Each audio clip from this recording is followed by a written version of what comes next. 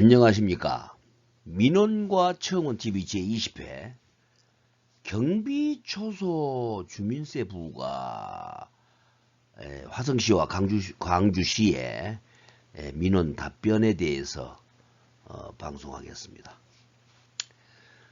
지난 17회 방송으로 경기도의 부당한 세금 징수 고발이라는 제목으로 아파트 경비초소 하나하나마다 법인 균등분 주민세를 5년치 추징하고 있어서 조목조목 위법성을 들어가지고 세금 부과를 중단했으면 좋겠다라고 청원하였습니다.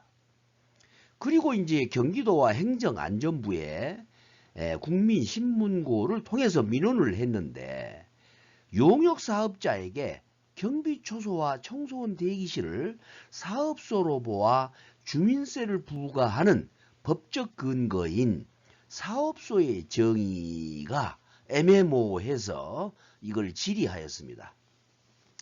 그런데 그 답변이 대단히 황당한 것이었습니다. 지방세법 제7조 사항에 사업소에 대한 법리 해석을 아전 인수식으로 하고 있어서 이에 대한 반론을 하고자 합니다. 경비용역회사가 경비원을 아파트에 파견할 때 개인 장구하고 소모품 정도의 물품은 지급합니다. 그리고 고정물인 경비초소하고 고정시설물 여러 가지들은 아파트에서 제공하는 물적 설비를 이용합니다. 즉 인적 설비와 물적 설비의 소유가 다릅니다. 그런데도 경비초소가 인적 설비는 물론 발주자의 물적 설비까지도 용역회사의 소유로 가정해서 초소 하나하나가 용역회사의 사업소다 해가지고 각 초소는 주민세 과세 대상이다 라고 답변합니다. 여기 보면은 화성시에서 이 국민신문고 민원에 대한 답변을 써놨는데요. 이 답변에 보면은 지방세법의 기본 원칙만 말해놨고 또 지방세법 제75조 제1항 제2호에서 주민세 법인 균등분의 과세 대상에 대한 원론적인 답변을 이렇게 해놨습니다. 그리고 광주시에서도 이 민원에 대한 답변을 했는데요. 여기도 마찬가지로 화성시하고 대동소이한 답변, 원론적인 답변만 해놨습니다. 그래서 여기 좀 더 관심 있게 들여다보면은 물적 설비는 허가와 관계없이 사업이 이루어지고 있는 건축물이나 기계장치 등이 있고 이러한 설비들이 지상에 고착되어 현실적으로 사무사업에 이용되는 것을 말한다 라고 했어요. 그래서 이제 경비용역업체가 아파트와 용역계약을 체결하고 소속 직원이 파견되어 아파트로부터 경비 초소 등을 무상으로 제공받고 경비 업무를 지속적으로 수행하고 있는 경우라면은 이는 경비원인 인적 설비와 무상으로 제공받은 경비 초소인 물적 설비를 갖춘 것이므로 주민세 법인 균등분의 과세 대상에 해당한다. 이렇게 논리의 비약을 해서 답변을 했습니다. 이러한 경우는 파견업 용역에 수많은 업종에 이와 유사한 것들이 있습니다. 나중에 다시 설명드리기로 하고요. 그래서 위에서 본 민원에 대한 답변서를 보면 하나의 요식행위로 누가 질의해도 똑같은 답변을 하기로 약속된 그런 문구에 불과합니다. 국민신문고에 민원하면 대부분 이런 식입니다. 그나마 화성시에서 답변한 거 보면 담당 직원이 현장에 직접 출장을 해서 확인한 답변이 조금 있긴 합니다. 그래서 결국 좀 더 전문적이고 전후 좌우를 잘 살핀 합리적 판단을 했으면 좋겠는데 요식적인 답변만 한 것이 좀 아쉽습니다. 지금 지방자치단체는 조세 심판 결과를 가지고 이제 이러한 답변을 하고 있는데 조세 심판소의 심판 결과 또한 법리를 오해해서 판단한 위법이 있습니다. 자, 이거 한번 살펴보면요. 여기 조세심판 청구 일자가 2016년 어떤 청구인이 했는데 이건 뭐 앞작이니까 그냥 심판 청구했다는 것만 보기로 하고, 두 번째에 가보면은 처분청의 의견이 있는데 이건 뭐 주민세 부과 처분은 정당하다 뭐 이렇게 해놨고, 그 다음에 이제 심리 및 판단해서 뭐 여러 가지 뭐 너절하게 이제 이야기를 했는데, 뭐 여기도 마찬가지로 제74조 지방세법 제74조 이거 맞다 뭐 이런 식의 이야기고, 다만 사실관계 및 판단에 가가지고 여기 다항에 그 라에서 보면 청구법인이 이 아파트를 사업장 소재지로 하여 사업자 등록을 한 사실이 없으며 처분청은 사업자 유무에 관계없이 이건 아파트를 사업소로 보아 주민세 처분이 정당하다라고 판단했습니다. 이건 뒤에 있다가 다른 그 사례를 보면 정말 어처구니 없는 법리 해석이라는 걸 여러분이 알 겁니다. 그래서 이 법리 해석에 이연령 비연령이라는 고사가 아마 여기에 딱 들어맞습니다. 나중에 한번 보세요. 그래서 그 인적 시설만을 제공하기로 한 용역회사에게 아파트 시설물을 용역회사의 소유로 보겠다는 기발한 발상이죠. 이것은.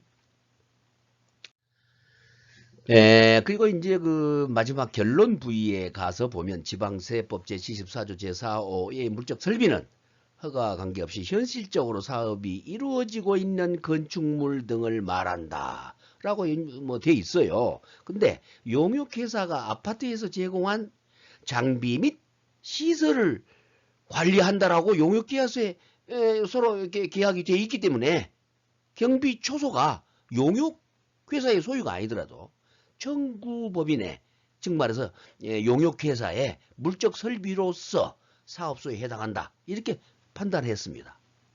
그러니까 용역계약서에 그 아파트의 시설물인 경비초소하고 그 안에 있는 여러 가지 시설, 즉 말이야 CCTV라든지 뭐 통신장비라든지 뭐 기타 인터폰이라든지 이런 것들을 임시 사용 허가를 받아서 사용을 하는데 그걸 관리를 해주지 않고 내팽개칠 수는 없는 거 아니에요. 그리고 경비니까 아파트 시설물을 관리해야 될 의무가 있어요. 근데 계약서에 그걸 관리를 한다라고 했기 때문에 그 경비회사의 물적 설비로 보고 이거 사업소다 이렇게 판단한다는 거죠. 대단히 황당한 말씀입니다. 그래서 경비 용역과 유사한 물적 설비를 점유하는 다른 경우를 그러면 우리가 한번 확인해 봅시다. 이마트나 홈플러스라는 그런 대형 마트에 가면 우리가 물건 사고 나갈 때 계산대가 쭉 있습니다. 뭐 20개, 30개 층층마다. 근데 거기에 이제 수납원들이 돈 계산하느라고 받고 있죠. 이 사람들 모두 용역 회사의 소속이었습니다. 요즘은 대부분 직접 채용한다고 했는데 뭐 얼마나 다 채용하는지 모르겠습니다. 큰 곳만 뭐 했을 거로 보지만은 그 과거에는 모두 그 용역회사 소속으로 그 용역회사가 대형마트 소유의 계산대 하나에 용역원 한 명씩 배치했습니다. 이런 경우도 용역원 한 명과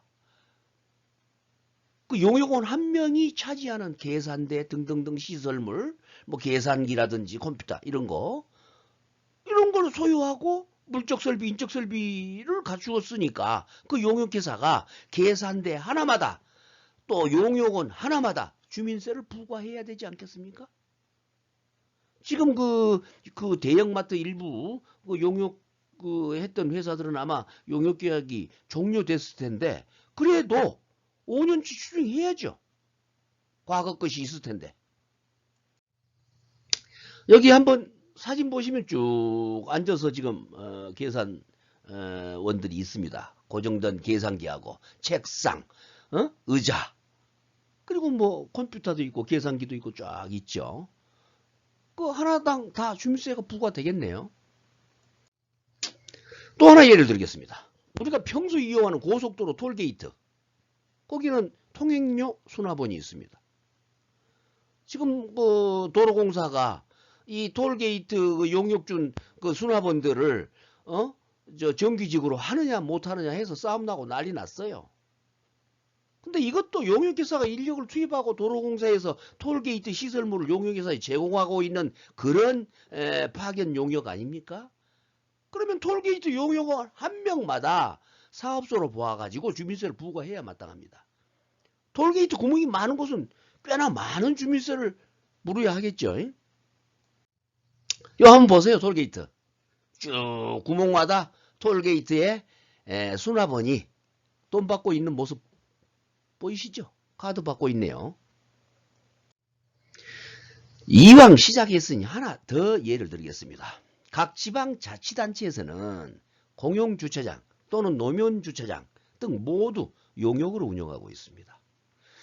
실내주차장 또는 어개주차장 등 모두 주차관리실이 있으니까 당연히 주차원이 근무하는 곳은 주민세 대상이 될 것이고, 노면주차장의 경우도 주차원이 주차 구획서를 가지고 있어서 구획 하나하나마다 주차비를 징수하는데 이 또한 물적 설비인 것이 분명하므로 이 용역장소도 주민세 대상이네요. 한번 보십시오. 그 주차원 대기실도 있고, 또 기계장치 쭉 돼 있고, 뭐 도로에 이렇게 간이, 주차원, 휴식처 돼 있고, 이쪽 제일 우측, 마지막 우측 거 보면, 주차 구획선 그려놓고, 이렇게 차 앞에 많이 받치지 않도록, 이렇게 물체를 해놨죠? 이것도 시설물 아닌가요?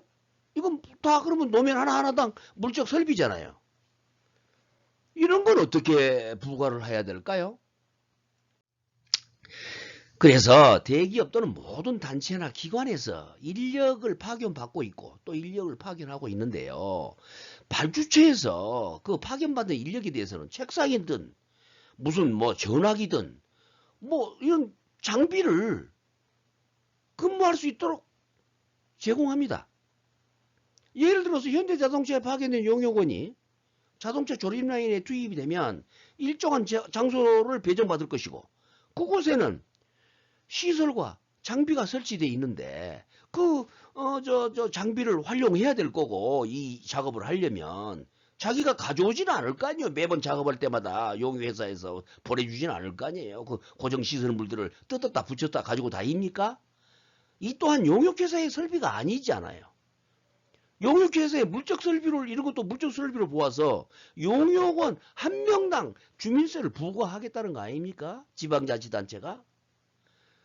이러한 예를 들고자 하면 우리 주변에 그 용역을 파견하는 수많은 곳이 주민세 대상이 될 겁니다.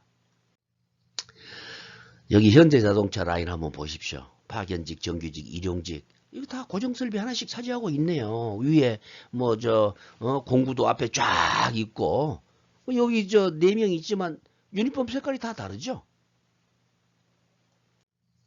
이번 아파트 경비초소의 주민세 부과는 결국 주민들이 용역비로 관리비에서 지출하게 됩니다. 결국은 아파트 주민에게 또 하나의 세금을 부과시키는 기발한 세원 발굴이었습니다.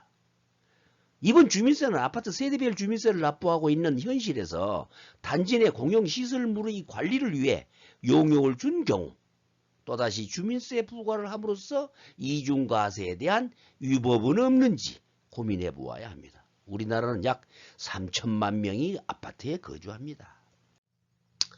여기 경비초소 보시죠. 아파트 단지 큰 곳은 경비초소가 20개 이상 된 곳도 많습니다. 여기에 CCTV, 방범 모니터, 통신설비, 인터폰 등 이거 다 있어요. 이거 주민들 거 아니에요, 이거?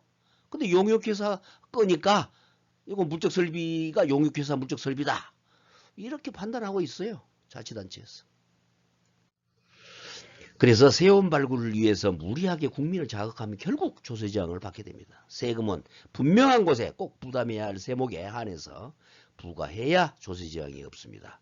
다른 곳은 몰라도 국민의 기본권인 기초생활비에 함부로 세금을 부과했을 때 발생할 수 있는 부작용을 생각한다면 아파트 경비 초소에 대한 주민세는 철회해야 마땅합니다.